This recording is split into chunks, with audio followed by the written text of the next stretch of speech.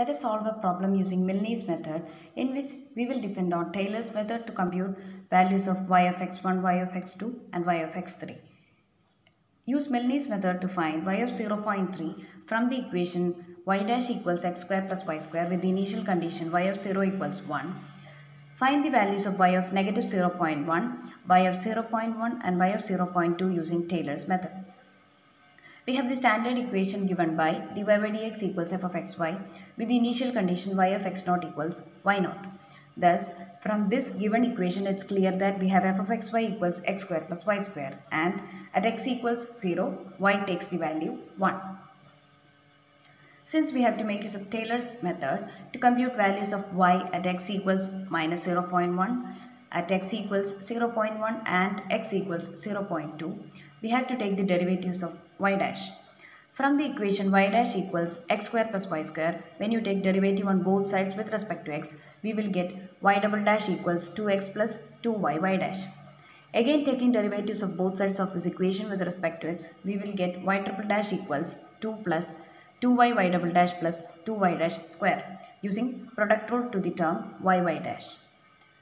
Now we have Taylor series valid for y of x near x equals 0 to be computed, because we are asked to find out y values at x equals minus 0.1, x equals 0.1 and x equals 0.2, which are lying near to x equals 0.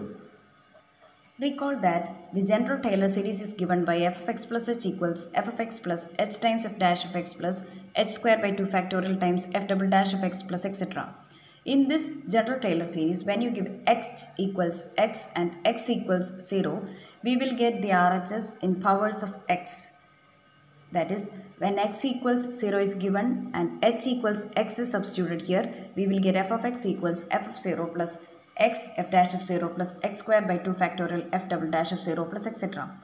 When you have the notations y naught equals f of 0, y dash of 0 equals f dash of 0 and y double dash of 0 equals f double dash of 0, we have Taylor series valid for points lying in the neighborhood of x equals 0 given by the equation y of x equals y naught plus x y dash of 0 plus x square by 2 factorial y double dash of 0 plus etc.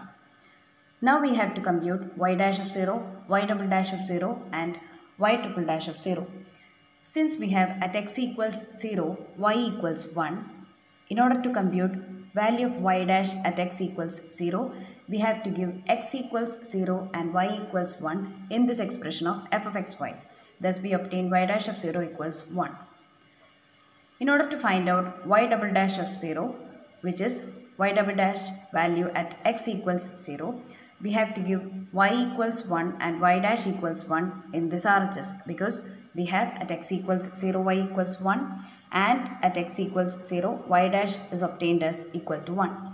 These particular values, when given to the RHS of y double dash, we will get y double dash equals 2 at x equals 0.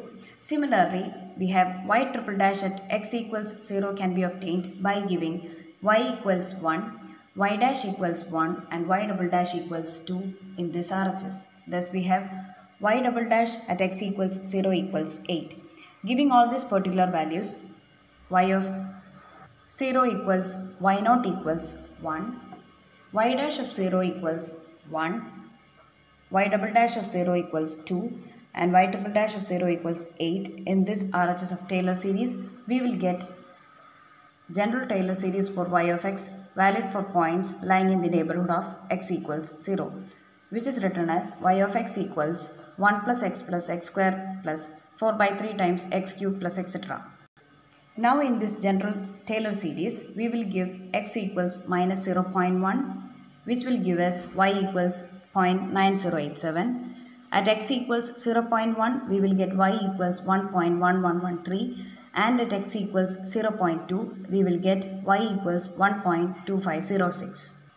Thus, using Taylor's numerical method, we have obtained this table of x values and y values. Since from the condition y of 0 equals 1, it follows that x naught equals 0 and y naught equals 1, we will give the notations x suffix minus 1 equals negative 0.1 and y suffix minus 1 equals 0.9087. because minus 0.1 occur prior to x equals 0. In this expression of f of xy, when you give x equals x naught and y equals y naught, we will get f naught equals 1. When you give x equals x1 and y equals y1, in this expression of f of xy, we will get y suffix 1 equals 1.2449. Similarly, at x equals x2 and y equals y2, we will get f suffix 2 equals 1.6040. Now we have to find out y3 using Milne's predictor corrector method. Looking at the x values, it's clear that step size h equals 0.1, which is the difference between consecutive x values. The usual predictor formula was given by y4 equals y0 plus 4h by 3 times 2f1 minus f2 plus 2f3. But for these set of x values and y values, we have to start with y suffix minus 1 instead of y0. Therefore, here we have predictor formula given by y3 equals y minus 1 plus 4h by 3 2f0 minus f1 plus 2f2. In the usual predictors formula, we have just decreased all the suffixes by 1. Instead of y4, we have y3. Instead of y0, we have y suffix minus 1. Instead of f1, f2, f3, we have f0, f1 and f2. Because here we have the values starting from x minus 1 and y minus 1, or x suffix minus 1 and y suffix minus 1. These usual set of predictor corrector formulas are valid when we start x values and y values with the notations x0, y0. Here, since we have x value and y value prior to x0, y0 values, we will decrement the suffixes of both predictor and corrector formulas. Accordingly, we will have corrector formula instead of y4 equals y2 plus h by 3 times f2 plus 4f3 plus f4 rewritten for this set of x values and y values given by y3 equals y1 plus h by 3 times f1 plus 4f2 plus f3 by decrementing each of these suffixes by just 1. Now we have y3 using predictor formula, which can be obtained by giving particular values y suffix minus 1 equals 0.9087, h equals 0.1, f0 equals 1, f1 equals 1.2449 and f2 equals 1.6040 in this formula, which will give y3 equals 1.4371. Using this y3 value, and since we have x3 equals 0.3, at x equals x3 and y equals y3, we have f of xy equals f3 equals 2.1552, giving x equals x3 and y equals y3 in this general expression. In order to correct the predictor value, we will use corrector formula, which is obtained as this way. We will give the particular values for y1, h, f1 and f2 and f3, and we get y3 equals 1.4385. With this updated value of y3, we can again compute f of x3, y3, giving x equals x3 and y3 equals 1.4385 in the general expression of f of xy, which will give us new value of f3 as 2.15928.